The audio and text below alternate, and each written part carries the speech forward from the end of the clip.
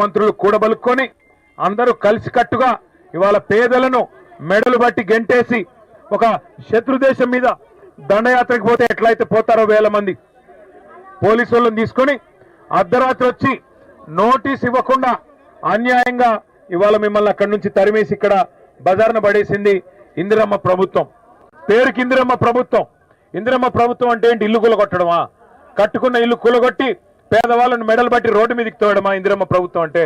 ఇందిరమ్మ ప్రభుత్వం అంటే ఇంటర్మీడియట్ చదువుతున్న పిల్లలు, ఇవాళ ఎంతో మంది పిల్లలు అక్కడ ఉన్నారు, చదువుకోవాల్సిన పిల్లలు, వాళ్ళని రోడ్డు మీద వేసి చదువు లేకుండా చేసి వాళ్ళ నోట్లో మట్టి కొట్టి ఇవాళ మీ అందరినీ బజార్లోకి తోసింది ఈ ప్రభుత్వం. వాళ్ళు అంటున్నారంట మంత్రులు, ఇవి అక్రమమైన పట్టాలు, ఇవి సక్రమమైన కావు అంటున్నారంట. అక్రమమైన మీ పట్టాలు కాదు, సక్రమమైన మీ పట్టాలు. కానీ అక్రమమైన బుద్ధి, చండాలపు బుద్ధి, పేదల నోటి కాడి బుక్కలాక్కునే బుద్ధి ఈ దుర్మార్గమైన మీ ముగ్గురు మంత్రులు తప్ప మీది కానే కాదు. మీరు భయపడబాకండి, మీరెవరు భయపడవద్దు.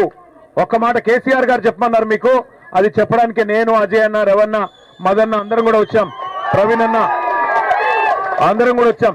కేసీఆర్ సార్ చెప్పమన్నాడు మీకు, ఇంకొక రెండేళ్లలో మీ దయతో మీ దీవెనతో మళ్ళీ సార్ ముఖ్యమంత్రి అవుతాడు, పేదవాళ్ళ ఆశీర్వాదంతో అవుతాడు. కానీ మీరు అప్పటిదాకా ఎదురు చూసే పని కూడా లేదు.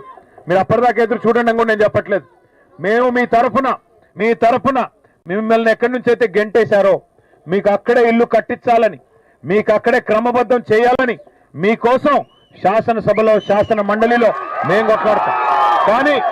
కానీ మీ మంత్రులు మాయగాళ్ళు, ముగ్గురు మంత్రులు కూడా మాయ చేస్తారు. లేదు మీ జిల్లా మంత్రులు, మీ మంత్రులు కాదులే కానీ మాయగాళ్ళు ముగ్గురు మీ జిల్లా వాళ్ళు. మళ్ళీ రేపు మళ్ళీ మీ మధ్యనే చిచ్చు పెడతారు. మీలో కొంతమందిని తీసుకొని పోయి 50 మందిని తీసుకొని పోయి ఎలిముద్రలు వేయించుకుంటారు, కొంతమందితో సంతకాలు పెట్టించుకుంటారు అధికారులు వచ్చి చీకట్లో. దయచేసి ఐకమత్యంగా ఉండండి, ఐకమత్యాన్ని చెదిరిపోనివ్వకండి. మీకు అక్కడనే ఇల్లు కావాలనుకుంటే దయచేసి ఎక్కడ సంతకాలు పెట్టకండి. మీకు అక్కడే ఇల్లు కావాలి, అక్కడే ఉండాలి మీ కుటుంబాలతో సహా అనుకుంటే మీరు పొరపాటును కూడా మీ ఐకమత్యాన్ని చెదిరిపోనీకండి. మిమ్మల్ని తీసుకెళ్తారు పక్క కొంతమందిని, అమ్మా నీకు ఇందిరమ్మ ఇల్లు ఇస్తాం నువ్వు రా అంటారు, ఇదిగో ఇదే ఇల్లు అని చూపెడతారు. ఎట్లా అయితే 6 గ్యారెంటీల పేరుతో చేతుల్లో గ్యారెంటీ చూపెట్టారో మళ్ళీ అట్లే అరచేతిలో వైకుంఠం చూపెడతారు, మళ్ళీ గుండు కొడతారు.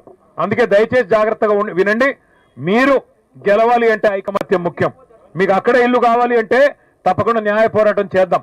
ఇవాళ అధికారం వాడి చేతుల్లో ఉంది, అధికార యంత్రాంగం మొత్తం